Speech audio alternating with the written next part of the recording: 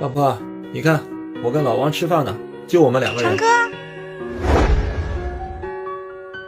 那你忙吧。可以啊，成哥，嫂子还真是懂事儿啊。我有一个极度懂事的老婆。是吧？老婆，你怎么来了？我来给你送车呀，晚上不是有应酬吗？嫂子，我晕车，让我坐副驾行吗？行啊。他从不在意其他异性的老公，挑衅。我给你。嫂子，成哥开会去了。老婆，哦，没事儿，我给你带了午饭。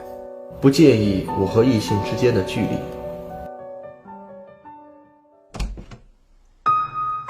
嫂子，成哥今天应酬喝多了，我送他回家。啊，这个呀，是他们今天非要起哄，说我和成哥。没事儿，这酒桌上的事儿，又有几件能当真的？甚至不会过问异性对我的示好。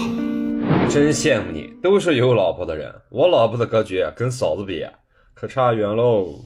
我问你，如果有一个女孩，她比老婆年轻，比老婆温柔，既能在工作上帮你处理问题，又能带出去参加任何应酬，最重要的是她不在乎名分，这样的女孩不会有男人不喜欢吧？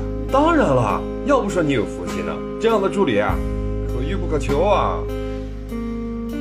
那从今天开始，这个福气就交给你了。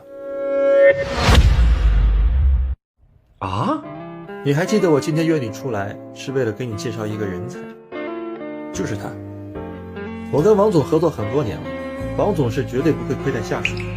你跟着王总会有更好的发展。多谢成哥提醒，我还有事，我先走了。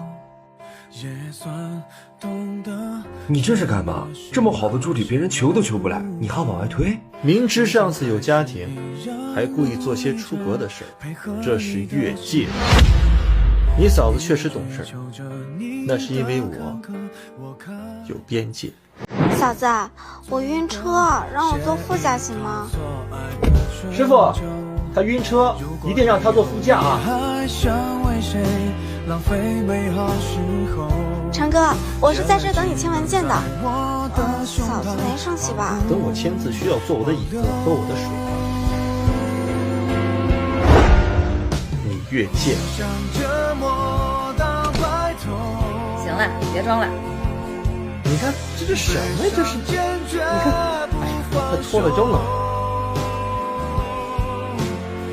再说了，懂事是相互的，信任也是。只有男人才会被异性示好吗？谢谢，我喝过了，以后也不用了。一杯咖啡而已，你老公连这都要计较吗？